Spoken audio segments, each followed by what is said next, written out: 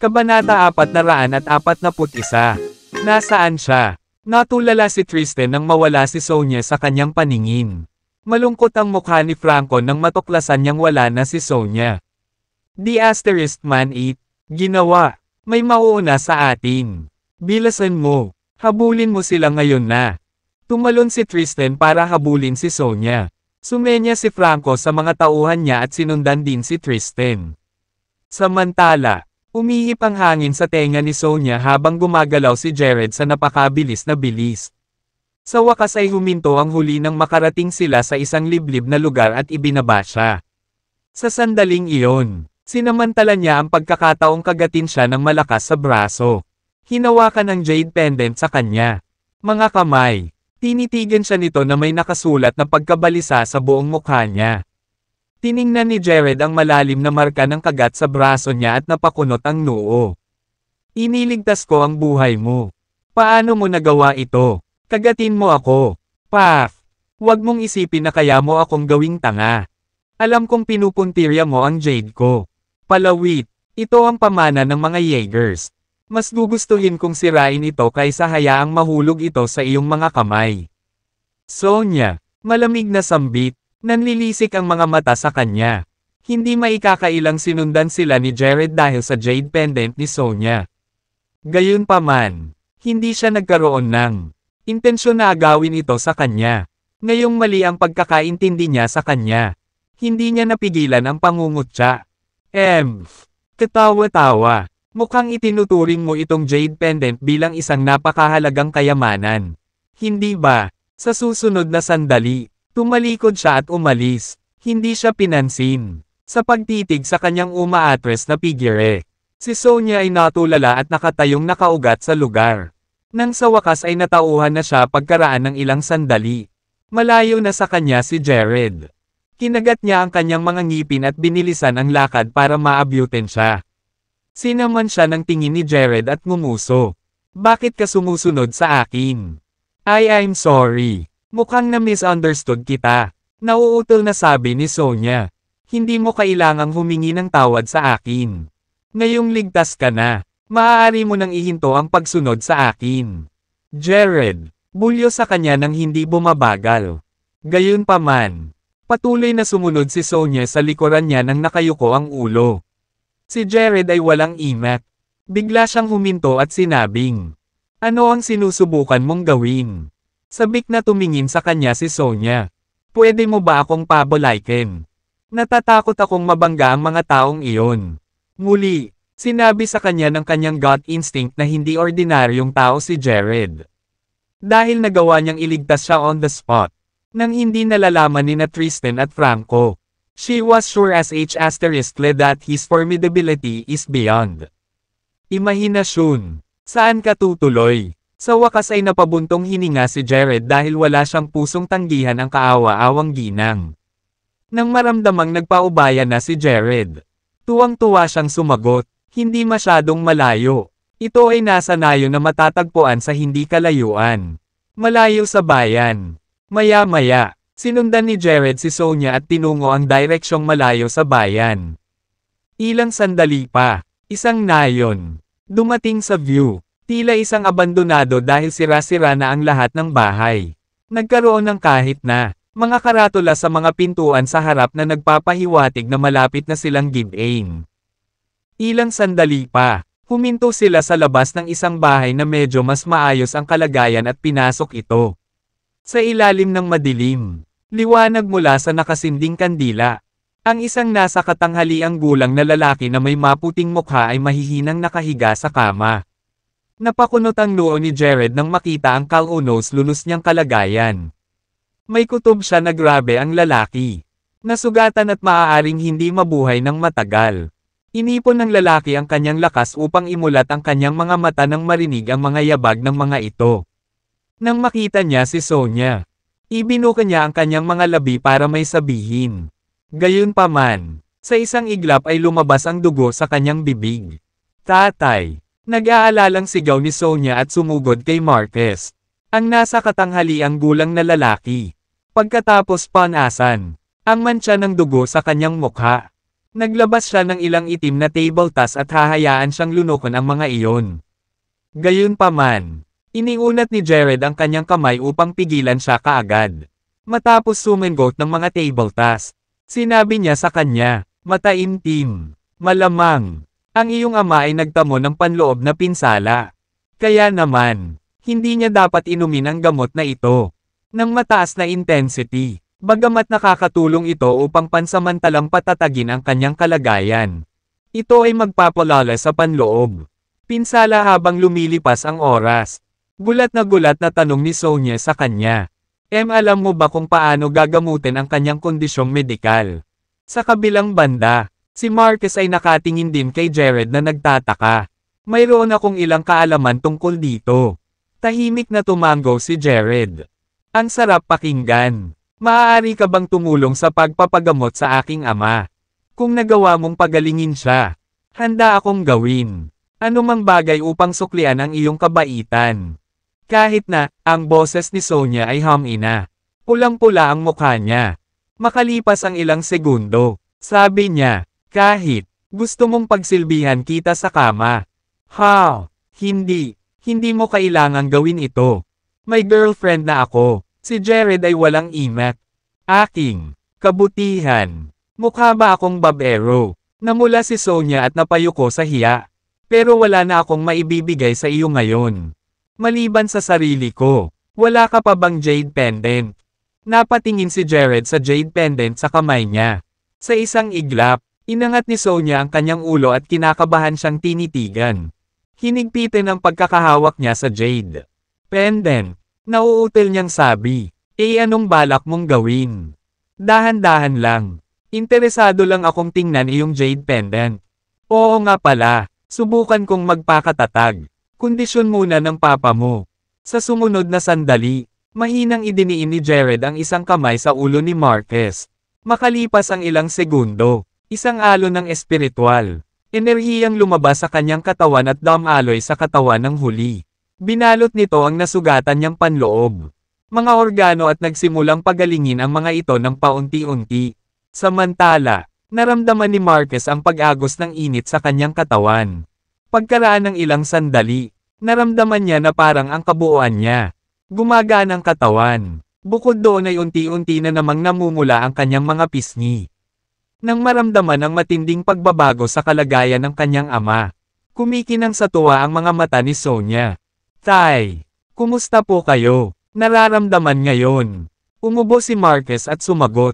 "I can breathe better now. Parang nabawasan ang sakit ng tiyan ko." "Din, maraming salamat." Same time na nagpahayag ng pasasalamat si Sonia kay Jared.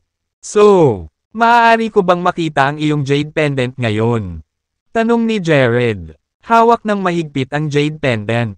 Nag-alinlangan niyang sinulyapan ang kanyang ama. Agad namang tumango si Marcus bilang pagsang-ayon. "Sonia, ipakita mo sa kanya. Tutal, benefactor natin siya." Walang choice si Sonia kundi ibigay ang jade pendant kay Jared. Sa sandaling hinawakan niya ito sa kanyang kamay. Siya, nadama ang isang malakas na pakiramdam ng pagiging pamilyar. 2 dragon ang inukit sa jade pendant. Dahil sa mahusay na craftsmanship, mukhang sila ay buhay at umiikot sa palawit. Unti-unting nagpakawala si Jared ng isang alon ng espiritual na enerhiya sa pendant ng jade. Ngunit hindi nagtagal ay bumalik ito, na may napakalaking puwersa. Halos malaglag ang jade pendant sa kanyang kamay dahil sa sobrang lakas. Parang may selyo sa jade pendant. Matapos mag-isip ng ilang sandali, kinagat ni Jared ang kanyang gitna. Daliri upang pigain ang isang patak ng dugo sa jade pendant. Iuunat na sana ni Sonia ang kanyang mga kamay para pigilan siya. Ngunit humarang ang kanyang ama. Iiling-iling ang kanyang ulo. Sinenyasan siya nito na huwag makialam kay Jared. Nang bumagsak ang dugo ni Jared sa pendant ng jade, kumikinang ito ng isang instant na pulang ilaw, na sinundan ng dumadagandong na tunog ng mga dragon. Para bang nabuhay ang 2 dragon at nagsimulang gumalaw ng matulin. Gayunpaman, ang pulang ilaw, dahan-dahang nawala kaagad pagkatapos na masipsap ang dugo. Ilang sandali pa, Bumalik na sa dati ang jade pendant. Usual look na naman. Namangha. Nanlaki ang mga mata ni Sonia at ng kanyang ama sa hindi makapaniwalang titig nila kay Jared. Ha! Kaya ganyan ito gumagana. Namula si Jared sa tuwa nang lumingon siya kay Marcus. Sir, gawin. May ideya ka ba kung saan galing itong jade pendant? Hindi talaga ako sigurado. Kung hindi ako nagkakamali, kinuha ito ng aking ama sa isang lugar sa isang isla. Ito, kumikinang sa pulang ilaw tulad ng ginawa nito kanina at iniligtas ang buhay ng aking ama. Simula noon, mayroon na ang jade, maging heirloom ng aming pamilya. Kaya kinuha ito ng iyong ama sa isang isla. Napakunot ang noo ni Jared habang iniisip ang Nameless Island at Dragon Island, gaya ng binanggit ni Draco. Taya ko na malalaman ko lang ang higit pa pagkatapos tuklasin ang mga isla. Dahil heirloom mo ito, hindi nararapat na hilingin ko rin ito sa iyo. Gayunpaman, maaaring magdala ito. Kamalasan sa iyo, turo ni Jared habang ibinalik ang jade pendant kay Sonia. Huminga ng malalim si Marcus ng malungkot. Hindi may kakaila. Itong jade pendant ay nagdala ng mga sakuna sa Jaegers. Sadly, pareho lang kaming Jaeger na natitira. Kanina pa, may narinig si Jared sa usapan ni Tristan at Sonia. Ang mga Jaegers, tila nakakuha ng hindi gustong atensyon dahil sa jade pendant. Problema sa spellang kanilang sarili. Dahil dito, ilang oras na lang at isang kalunos-lunos na kapalaran ang sasapitin nila. Dad, huwag kang mag-alala. Nangako akong ipaghihiganti ang lahat ng Jaeger. Tiniyak ni Sonia si Marcus sa isang kislap ng determinasyon sa gitna ng galit sa kanyang mga mata. Nakapagtataka, umiling si Marcus at sinubukang kausapin si Sonia sa paggawa nito. Sonia, kalimutan mo na. Ikaw lang ang nasa tabi ko ngayon. Ayoko na talagang mawala ka ulit. Maghanap tayo ng liblib. Lugar upang gugulin ang natitirang bahagi ng ating buhay na magkasama. Sunod, kinuha niya kay Sonia ang jade pendant at ibinigay kay Jared. Nagpapasalamat ako sa iyo sa pagligtas mo sa aking buhay. Naniniwala ako na ang jade pendant na ito ay para sa iyo. Maaari kang gumawa ng mga himala gamit ang jade pendant na ito. Kaya, ako ay, nagpasya akong ibigay ito sa iyo. Mula sa sandaling ito, wala na itong halaga sa amin. Kinuha ni Jared ang jade pendant mula sa kanya nang walang pag-aalinlangan. Maraming salamat. Huwag mag-atubiling tawagan ako. Kung may problema ka anumang oras. Pagkatapos nito, ibinigay niya kina Sonia at Marcus ang numero ng kanyang telepono at pera. Taos-puso silang nagpasalamat sa kanya. At umalis agad. Sa una, ang pangunahing layunin nila ay hanapin ang Herb Palace para magamot ang internal injury ni Marcus. Since, pinagaling na siya ni Jared. Walang kwenta kung magtagal pa sila roon. Tsaka sina Tristan at Franco. Hinahanap sila sa buong lugar. Sa oras na bumalik si Jared sa hotel, sumikat na ang araw. Walang pag-aaksaya ng oras. Nagsimula siyang magtanim. Ang palawit ng jade. Umaasa na mabago ito sa isang tunay na tool sa panangga sa lalong madaling panahon. Hanggat, dinadala ito ni Josephine. Kahit na ang tinatawag na mabigat na internal energy grandmaster, hindi makakagawa ng anumang pinsala sa kanya. Jared, gumising ka na para mag-almusal. Nagkataon namang kasunod niya ang pagkatok ni Josephine sa pinto. Nilinang ang jade pendant sa ultimate shielding tool. Dahil ayaw ipaalam ni Jared kay Josephine. Nagkunwari siyang kagigising lang at binuksan ang pinto. Sabay hikab. Maaga ka. Sana makatulog ako ng konti. Reklamo niya at kinusat ang mga mata. Sleepyhead. Oras na para bumangon. Pagkatapos ng almusal, samahan mo kaming mag-shopping. Sinabi sa akin ni Lisbeth iyon. Lahat ng tao dito ay may kadalubhasaan sa martial arts at napakasama ng loob. Kaya, hindi kami nang ahas na pumunta. Sa pamamagitan ng ating sarili. You must be our bodyguard. Paliwanag ni Josephine. Shopping.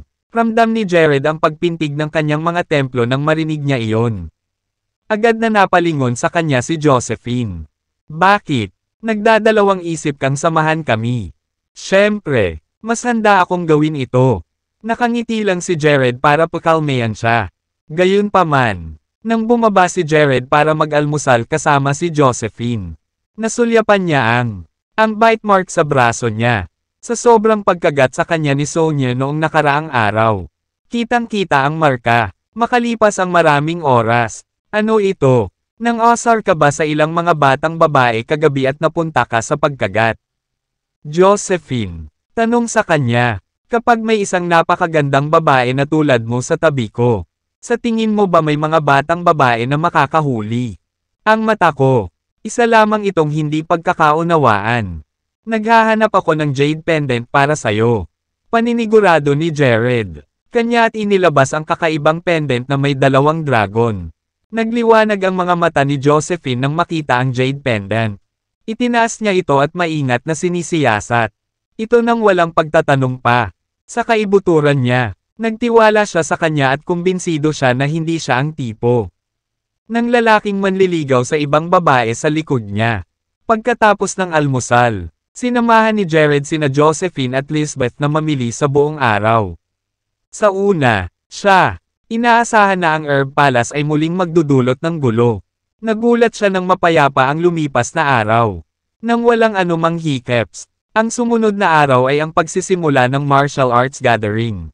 Sa makatuwid, ang buong Thai Haven, ang bayan ay nilamon ng ibang kapaligiran. Ang isang mataas na entablado ay naiset up sa labas ng pangunahing pasukan ng ang bayan bilang arena. Inako ng mga mula sa Herb Palace ang responsibilidad na magbantay sa paligid ng arena. Samantala, ang mga matatanda ay nakaupo sa arena, na ginagampanan ng mga hukom. Walang laman pa rin ang gitnang upuan para sa mga hurado. Tila, ito ay espesyal na nakalaan para kay Spencer, ang Palace Chief ng Herb Palace. Sa sandaling iyon, ang bukas na lugar sa ilalim ng arena ay binawahan na ng mga nasa sabik na manunood. Gayunpaman, kakaunti lamang ang mga hanay ng upuan na inihanda sa harapan. Ang mga nakatayo sa likod ay masikip sa limitadong espasyo na parang isang pakete ng sardinas. Lumapit si Jesse kay Jared at magalang na binati. Mr. Pagkakataon, sa ganitong paraan, pakiusap. Dahil si Jared at ang iba pa ay dumalo sa okasyon bilang mga bisita. Wala silang anumang upuan sa harapan. Hilera, gayunpaman, inakay sila ni Jessie sa harapan at inayos na maupo sila sa nakalaan na hanay. Para sa mga taga-Extreme Fist Gym. Di nagtagal pagkatapos na maupo sina Jared, Josephine, at Lisbeth sa harapan. Pinangunahan ni Lionel ang kanyang mga disipulo at tumayo. Sa likod nila, ang iba naman ay nabigla. Hindi nila maisip kung bakit hinahayaan ng pinuno ng Extreme Fist Gym A. Kakaunti ang mga kabataang umuupo at magalang na nakatayo sa likuran nila. Wala silang magawa kundi nagtataka tungkol sa pagkakakilanlan ni Jared. Di nagtagal, nagawa ng mga martial artist mula sa Jazza at Summerbank. Kilalanin siya kaagad. Walang alinlangan. Nasa kanila ang sagot kung bakit kusang isuko ni Lionel ang kanyang upuan. Jared, Lionel Cohen. I wonder kung may bagong head para sa Extreme Fist Gym. I've never seen this young man ho. Maupo ka muna. Isang kalbong lalaki na nakaupo sa tabi ng row para sa Extreme Fist Gym na panunuya. Paghamak sa kanyang mukha, Rocky, itikom mo yang bibig mo. Hahayaan kong turuan ka ng mga alagad ko ng leksyon sa arena mamaya maghintay ka lang. Single ni Lionel sa kanya. Hahaha, ngayong kayong lahat mula sa Extreme Fist Gym ay nag-downgrade at naging allipiers ng iba. Paano ka pa nagkaroon ng lakas ng loob na sabihin ito? Napatawa naman si Rocky dahilan para matawa ang iba. Panunuya din kay Lionel. Nahulaan ng lahat na may dahilan kung bakit ang isang mataas na ranggo na tulad ni Lionel ay hinayaan ng isang binata. Umupo sa upuan at pumwesto pa sa likod niya.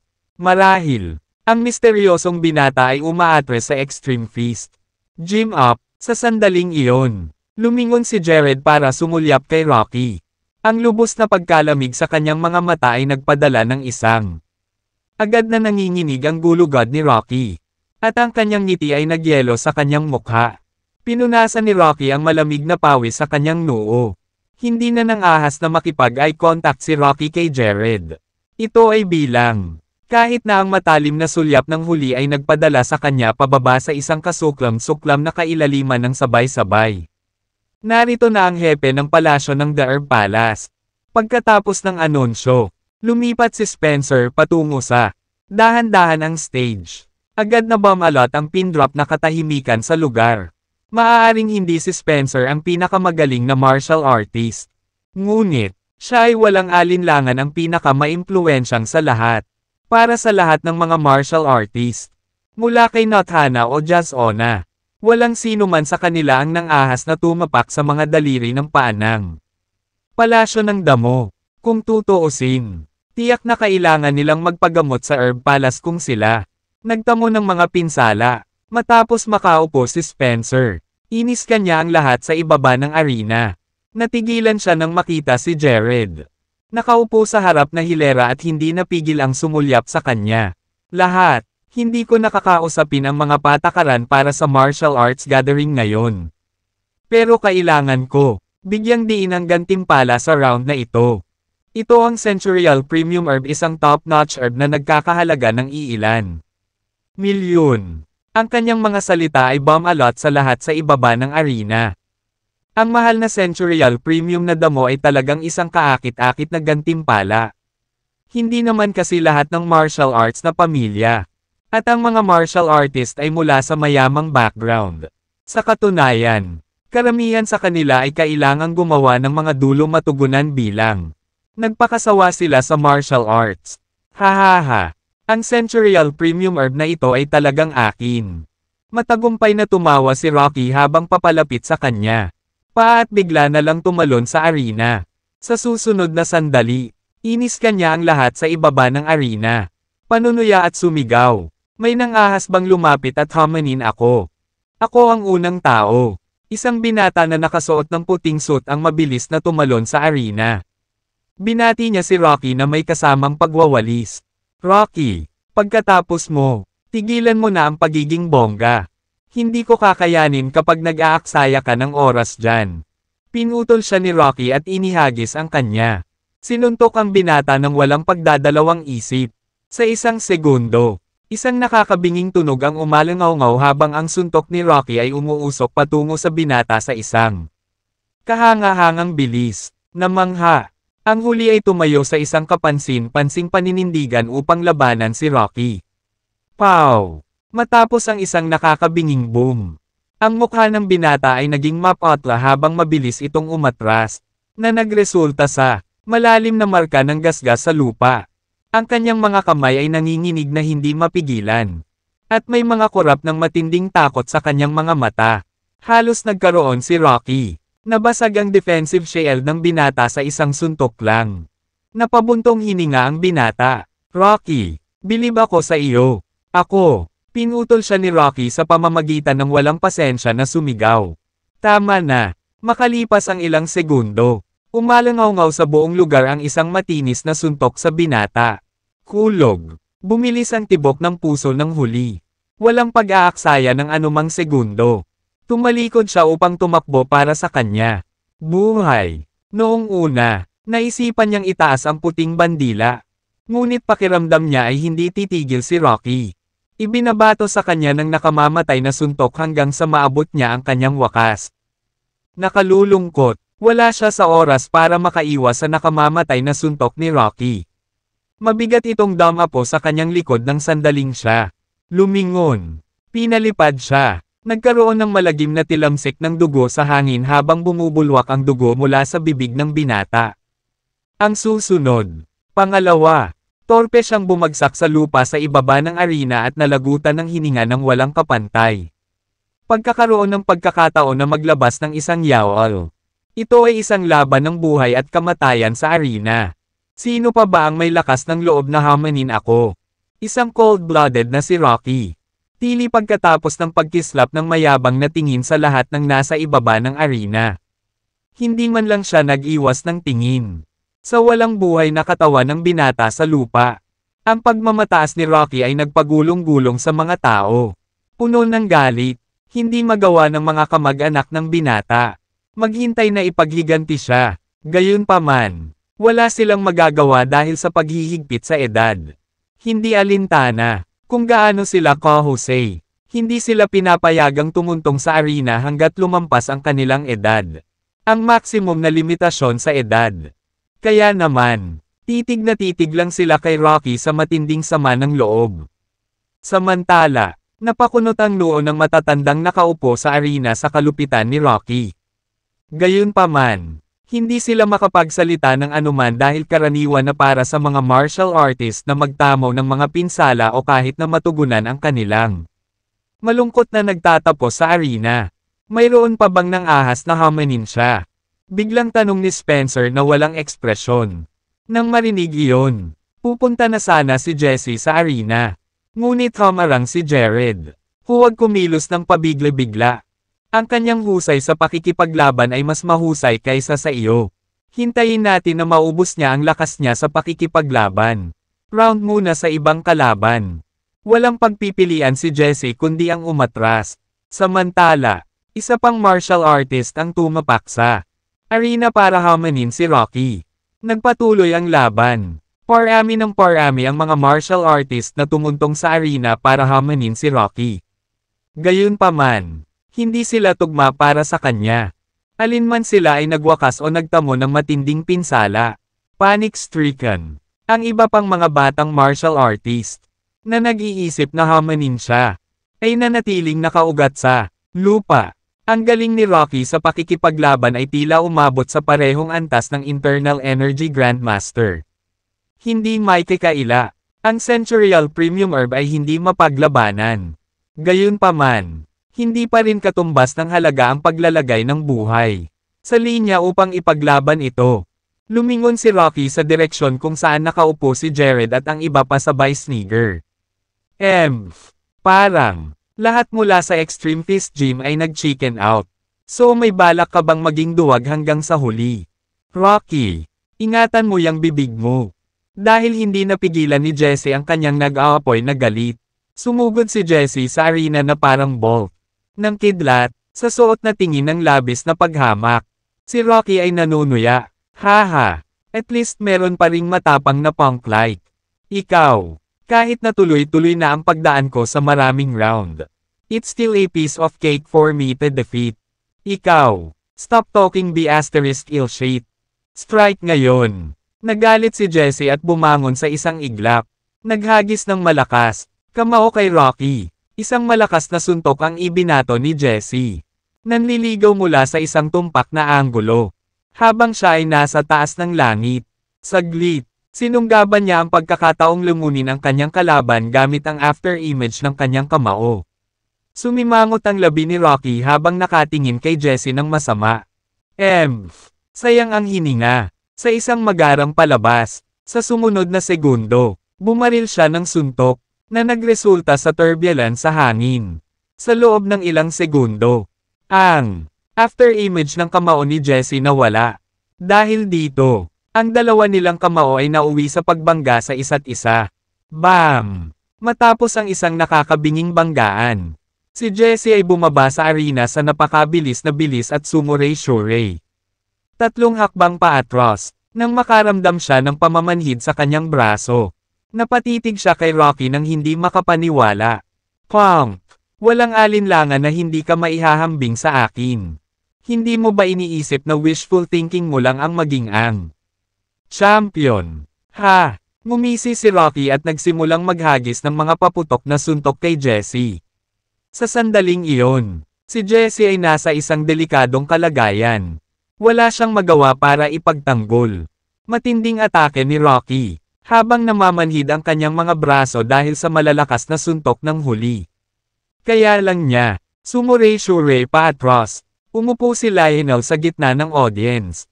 Ang kanyang ekspresyon ay nagpapahiwatig na ang mga bagay ay hindi nangyayari sa kanyang paraan bilang siya. Kinuyam ang kanyang mga kamao sa pag-aalala. Ginoo, Chance, mahina niyang tawag kay Jared mula sa likuran. Malinaw na sinusubukan ng una na gawin siyang kumilos sa napakahalagang sandali upang iligtas si Jesse.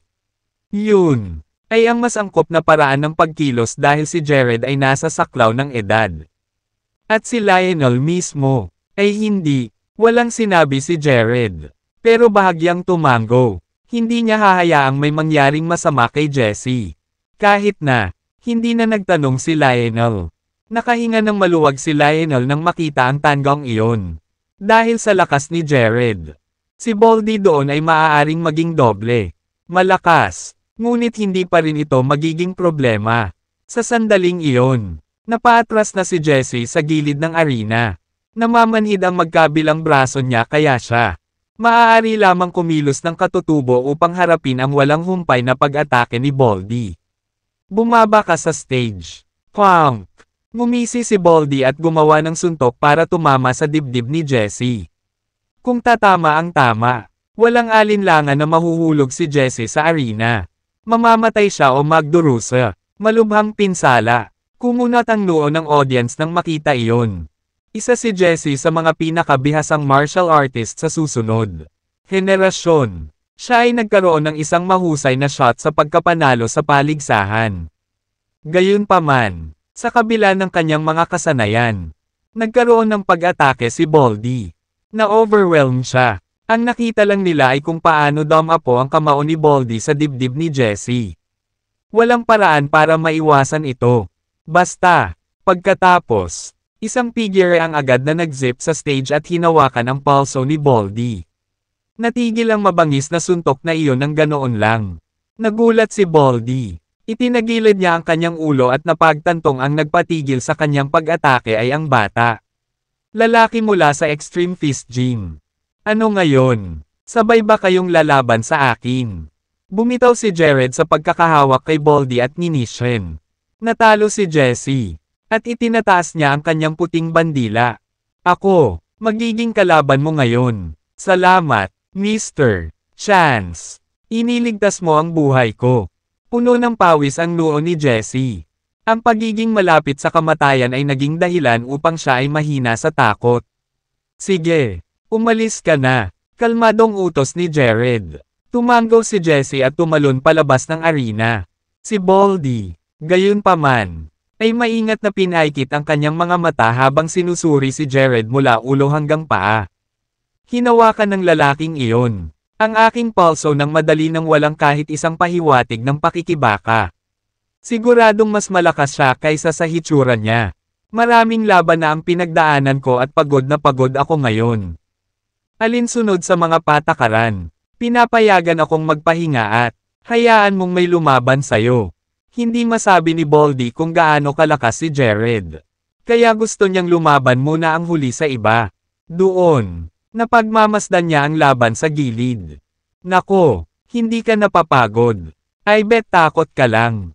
Sagot ni Jared habang nakangiti. Eto, lalabanan kita ng isa. Kamay sa likod ko. Kinawayan ni Jared si Baldy gamit ang isa pang libreng kamay.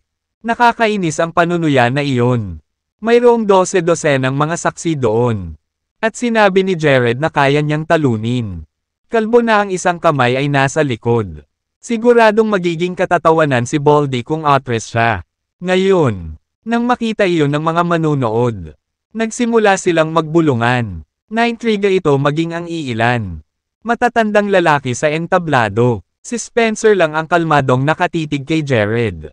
Nakipagsiksikan si Tristan sa mga tauhan niya. Nagtago sila sa gitna ng mga tao na nakatitig kay Jared. Sa kabila, sa gilid, pinaikit ni Franco ang kanyang mga mata sa amusement habang nakatayo siya sa gitna ng mga manunood kasama ang kanyang mga tauhan. Hindi ako makapaniwala na ganyan kakayabang. Punk, hindi mahalaga kung gaano kalakas ang iyong pamilya. Anumang pagkamatay, at ang mga pinsalang natamo dito ay libre sa lahat ng legal na epekto. Walang makakasunod sa akin kung mamatay ka. Aking kamay. Nakapatay na pinandilatan ni Baldy ang kanyang kalaban. Hindi niya alam kung sino ba talaga si Jared.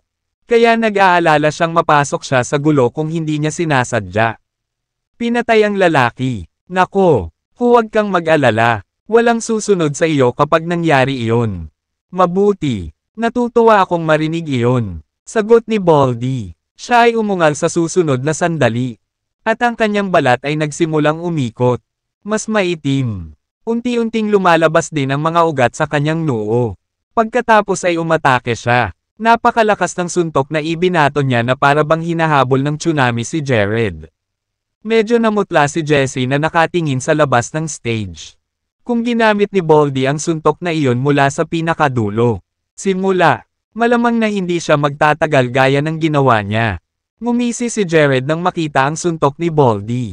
Naghintay siya hanggang sa nasa harapan na niya ang lalaki, bago ilunsad ang kanyang counter-attack casual.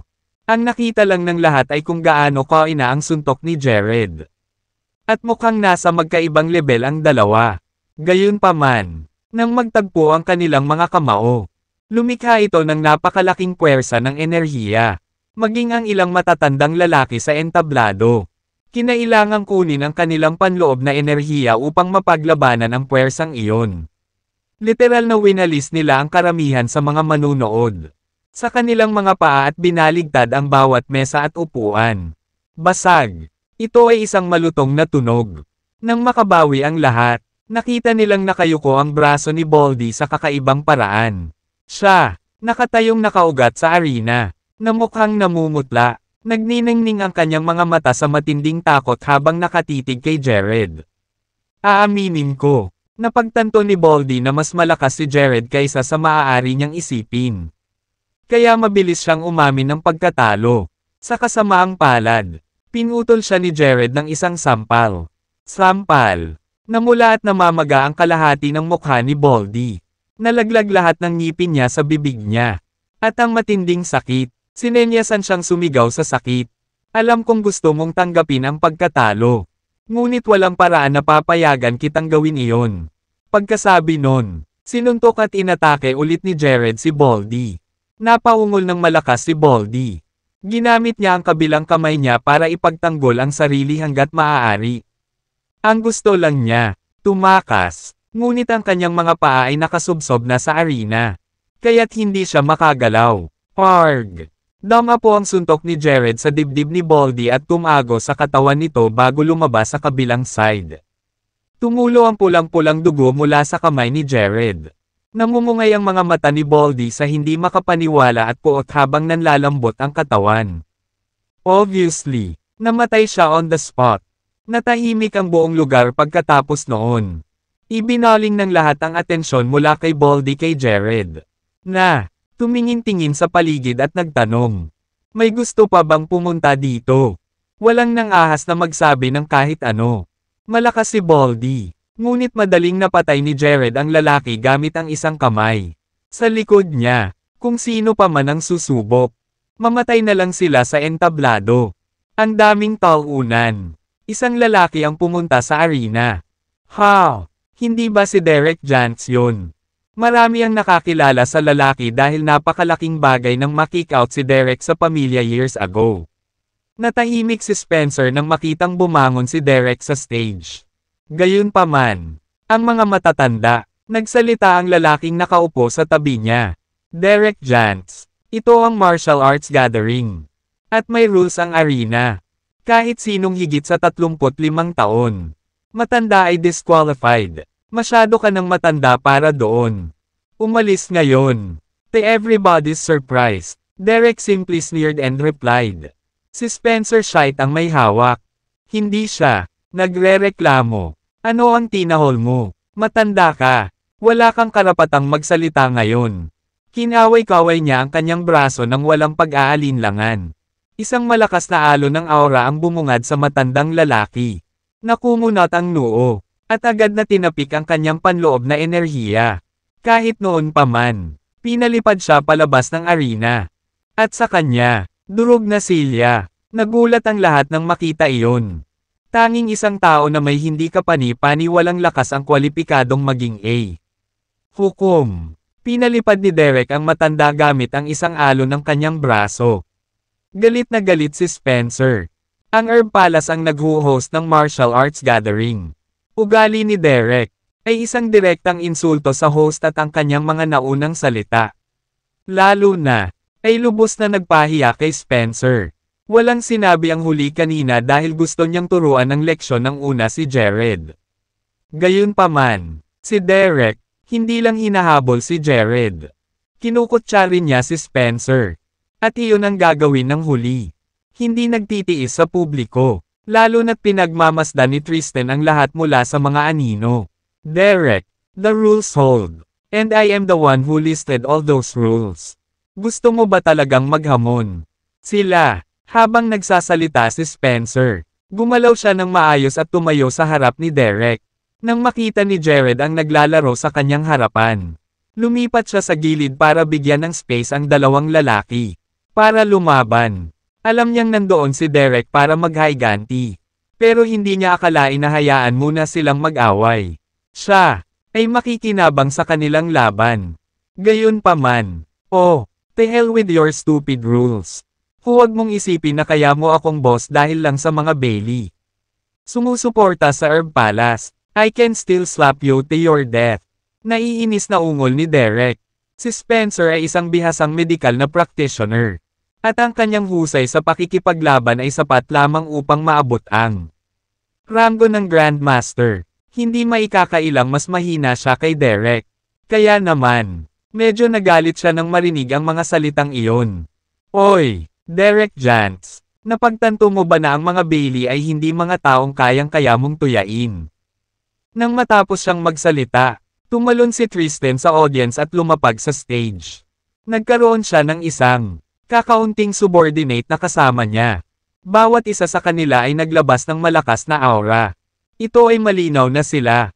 Lahat sila ay nasa ranggo ng Grandmaster. Medyo nanigas ang ekspresyon ni Derek nang makita niya si Tristan doon. Bagay, Mr. Bailey, ang lalaking Jared na iyon. Pinatay ko ang isang miyembro ng aking pamilya. Kaya kailangan ko siyang patayin upang ipaghiganti ang kanyang kamatayan. Napabuntong hininga ang audience matapos marinig ang sinabi ni Derek. Marami ang nakaalam kung paano si Zacarias pinatay. Ngunit wala silang alam na tiyak. Sa katunayan, walang nakakaalam maliban sa mga naruroon sa eksena noong araw na iyon. Ano ang nangyari? Ngayong naibahagi na ni Derek ang impormasyong iyon. Napagtanto ng madla na si Jared. Na pumatay kay Baldy gamit ang isang suntok. Napatay din si Zacarias. Hindi katakataka na siya ay napakalakas ng loob at naglakas loob na labanan si Baldy gamit lamang isang kamay. Wala akong pakialam sa paghihiganti mo. Ang Herb Palace ang host ng martial arts gathering na ito. Hindi ko gagawin. Tumayo ka na lang kung pipilitin mong sirain ito. Ungol ni Tristan. Hindi ba pwedeng gumawa ka ng exception this one time? Nandito naman si Derek bilang guest ng mga Cooper. Kalahati. Pagkasabi noon ay tinungo na rin ni Franco ang arena. Mayroon din siyang grupo ng mga subordinate na. Lahat sila ay nasa ranggo ng Grandmaster. Ang biglaang paglitaw ng mga lalaking iyon ay nakaramdam ng hiya sa mga nakababatang martial artist. Si Jesse, sa partikular, ay naikuyom ang kanyang mga kamao habang ang kanyang mga mata ay kumikinang sa gulat. Palagi niyang iniisip ang kanyang sarili bilang isa sa mga nangungunang mandirigma sa mga nakababatang henerasyon. Sa kasamaang palad, nagpakita sina Tristan at Franco. At pareho silang mas malakas kaysa sa kanya. Baka sila, maging mas malakas pa sa kanyang ama. Si Luke, sa sandaling iyon. Sa wakas ay naunawaan ni Jesse na siya ay isang ignorante na tao. Marami na yata ang mundo. Mas malaki kaysa sa naisip ko. At ang mga bihasang mandirigma ay masagana kaysa sa naisip ko. Ang pagpapakita ni na Tristan at Franco ay walang alinlangan na ikinalungkot ng mga nakababatang martial artists sa Jazz Ona. Kailan? Si Jared lang ang makapangyarihan doon. Maaari nilang ipagpalagay na siya ay isang exception at isang outlier. Ang tuloy-tuloy na paglitaw ng mga Grandmaster na nasa kanilang 20s. Iyon ay medyo mahirap para sa iba na huwag pansinin ang kanilang sariling halatang kahinaan. Hindi diretsyong tumugon si Tristan kay Franco. Lumingon lang ang una kay Jared at sinabing, ganito ang sitwasyon ngayon. Kung samasang-ayon ka sa aking mga tuntunin, tutulungan kitang harapin ang usaping ito. Kung hindi mo, well, I'm sure alam mo kung ano ang kahihinatnan nito. Bina-blackmail niya si Jared sa sikat ng araw para sa recipe. Ito ang perpektong pagkakataon para gawin iyon. Pagbabanta. Ngumisi si Jared sa disgusto. Isa lang silang mga tanga. Hindi ako natatakot sa kanila. Natigilan si Tristan nang marinig ang sinabi ni Jared. Si Derek ay mas malakas kaysa kay Zachariah. At, nasa gilid ng dating si Franco. Mayroon din silang ilang mga subordinate na nirerango bilang mga Grandmaster. Si Jared naman ay nag-iisa. Hindi ako makapaniwalang may lakas siya ng loob na magsabi ng ganyan. Okay, kung ganoon, uupo ako at manunood ng palabas. Inakay ni Tristan ang kanyang mga tauhan sa gilid ng arena. Sumunod si Spencer sa likod at bumulong. Mr. Bailey, hahayaan mo ba talaga si Derek na patayin si Jared? Kung mangyayari iyon, hindi namin makukuha ang recipe. Huwag kang mag-alala. Ililigtas ko ang punk na iyon pagkatapos nilang bugbugin. Dapat nating durugan ang kanyang kawakuhan para makuha kung ano tayo gusto. Mahinahong sagot ni Tristan. Pagkaalis ni Tristan kasama ang kanyang mga tauhan, pinandilatan ni Derek si Jared at umungol. Ipaghihiganti ko ang pagkamatay ng aking pamilya. Ngayon. At babalik ang kaluwalhatian sa pangalan ng pamilyang Jantz. Habang nagsasalita siya, sumulong siya para salakayin si Jared. Ngunit inabot ni Franco para pigilan siya. Kalmadong ngumisi si Franco kay Jared. Nagkita tayong muli. Nako, napakaliit ng mundo. Minsan na niyang nakilala si Jared sa lugar ng mga magulang ni Lisbeth. Noong panahong iyon, nakita ni Franco na malakas ang aura ni Jared. Alam niyang makapangyarihan ang lalaki. Ngunit hindi niya inaasahan na si Jared ang pumatay kay Zachariah. Oo, ito ay tunay na isang maliit na mundo. Malamig na tugon ni Jared. Sabihin mo sa akin kung ano ang gusto ni Tristan sa iyo. Kung gagawin mo ito at pumayag na sundin ang aking pamumuno, magkakaroon ako ng extrang Derek. Iyong buhay. Hindi mo rin kailangang magkaroon ng utang sa mga Bailey. Alam ni Franco na may gusto si Jared kay Tristan. Kung hindi, hindi sana lumaban si Tristan. Ang mga Cooper para sa isang tulad niya. Ano man ang mayroon si Jared sa kanya ay dapat na napakahalaga. Tahimik na tumingin si Derek kay Franco. Kung hiniling ng huli, baka pabayaan na lang niya si Jared. Kasi, hindi naman talaga sila close ni Zachariah. Sa katunayan, si Derek mismo ay maaaring pumatay kay Zachariah kung si Jared. Hindi siya natalo nito. Ang tinatawag na paghihiganti ay isang dahilan lamang para patayin si Jared. Derek would make a claim to be the head of ang pamilyang Jantz matapos siyang patayin. At ang kanyang opisyal ay magiging bahagi ng kapangyarihan ng mga Cooper sa Jazza. Sigurado ka bang gagawin mo yan? Tanong ni Jared. Siyempre. Alam naman ng lahat na lagi kong tinutupad ang salita ko. Sagot ni Franco habang tinatapik ang sariling dibdib. May kumpiyansa. Hinigpitin ni Tristan ang kamao at sumimangot. Hindi niya inaasahan na ganoon ang gagawin ni Franco. Kung si Jared, tanggapin ang mga tuntunin ng mga Cooper. Ito ay isang malaking kawalan para kay Tristan at sa kanyang pamilya. Okay, then I'll tell you what's going on. Sagot ni Jared habang nakangiti sa amusement. Nakikita mo, Tristan, here wants to be my lapdog. Pero ayoko ng pangit kaya tinanggihan ko siya. Pinapanatili niya. Binabalak ako tungkol dito. Bagaman, iyon ay sinabi. Iisipin kong hayaan kang maging aking lapdog kung magmakaawa ka sa akin para dito. Walang katapusang tawanan ang audience. Si Tristan, gayunpaman, ay mukhang lubos na galit. Nag-aapoy na rin si Franco sa galit. Ginagulo mo ako. Paano kung ako nga? Ang mga lalaking katulad mo ay laging ginugulo ang puso ng mga babae kaya karma lang. Mga jerk na katulad mo. Aren't even worthy of being my lapdog. Sagot ni Jared habang nanunuya. Halatang pinag-uusapan niya kung paano umatras si Franco sa engagement niya kay Lisbeth. Patay na patay ka na. Ungol ni Franco sa nagngangalit na mga ngipin. Nilinggan niya si Derek at inutusan. Patayin siya at paghiwalayin. Namula ang aura ni Derek nang matanggap niya ang mga utos ni Franco. Agad nitong nilamon si Jared. Puputulin kita mula sa paa. Ikaw na punk. Si Derek ay parang isang halimaw na uhaw sa dugo na nakatingin kay Jared. Wow! Ang asong ito ay siguradong maaaring tumahol. Ngunit mas alam ko. Ang mga tumatahol na aso na parang wala kang kagat. Haramp ni Jared at pinalabas din ang nakakatakot na aura sa katawan niya. Nang magsalubong ang kanilang mga aura, isang ipoy-po ang nabuo. I back up, utos ni Franco. Dinala niya ang kanyang mga tauhan sa gilid ng arena nang makita kung paano ang lahat naglalaro. Si Jared at Derek ay nakatayo sa parehong lugar. Sa kanila bilang sentro ng lindol.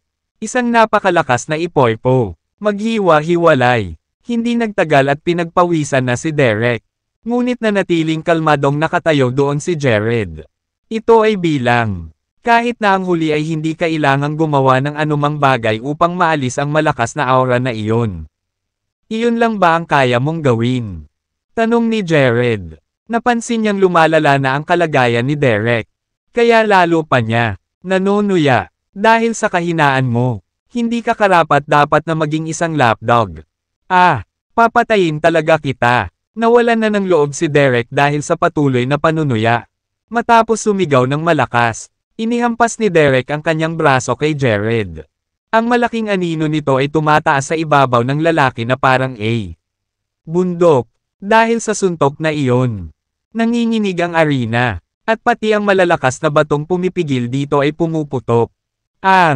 Naramdaman din ng audience sa gilid ang pressure. Jared. Parehong sigaw ni Lisbeth at Josephine. At gusto nilang sumugod sa kanya. Walang sino man ang pinapayagang gumawa ng anumang hakbang. Mabilis silang pinigilan ni Jared sa anumang bagay dahil wala silang maitutulong. Gayunpaman, sina Tristan at Franco, na nasa gilid ng arena, ay napalingon sa mga babae. Pareho silang stunning. Kaya natural lang natitigan ng iba. Gayunpaman, isang tingin lang ang kailangan. Gawin ang parehong Tristan at Franco upang lumiwanag. Napagtanto ng dalawang lalaki na ang jade pendant kay Josephine ay kung ano sila pagkatapos ng buong panahon. Hindi rin nagdalawang isip, parehong tumalon sina Tristan at Franco para makarating kay Josephine. Biglang sumigaw si Josephine nang may takot. Mabilis na umatake si Lisbeth para protektahan siya. At ganoon din ang ginawa ni Jessie. Handa nang huminto ang dalawa. Tristan at Franco mula sa pagpunta kay Josephine. Sa kasamaang palad, hindi sila halos kasing lakas ni Tristan o Franco.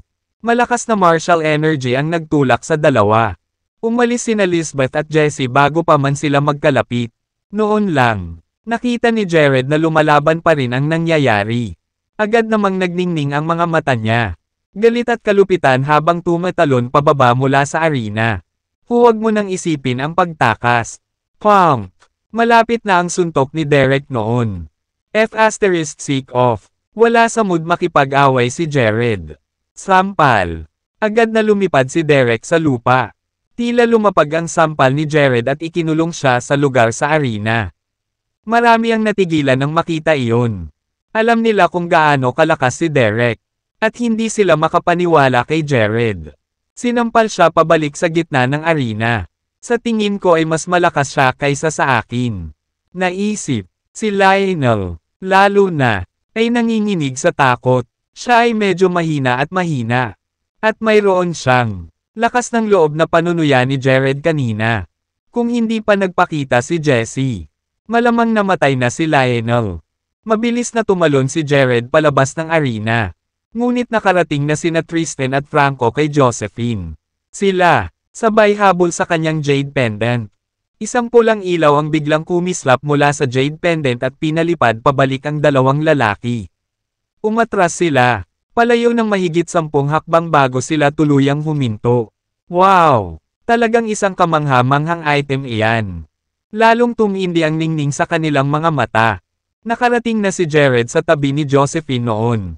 Iningatan siya ng jade pendant. Ngunit ang kabuuan, natakot siya sa pangyayari at namutla siya. Okay ka na, Josephine. Bulong ni Jared habang hawak siya ng mahigpit. Jared, siya ay nanginginig. Kahit na siya ay namamalagi sa kanyang mga bisig. Naramdaman iyon ni Jared. At mas tumindi ang kalupitan sa kanyang mga mata.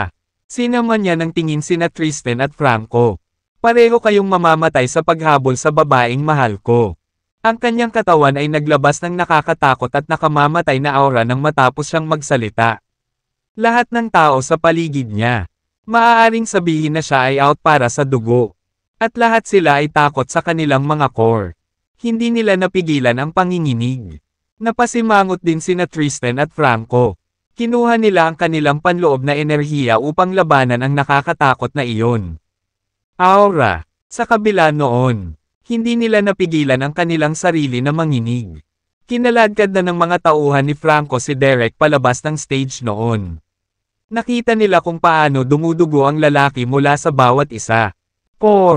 At nilat ang kanyang mga mata. Oo, siguradong patay na siya.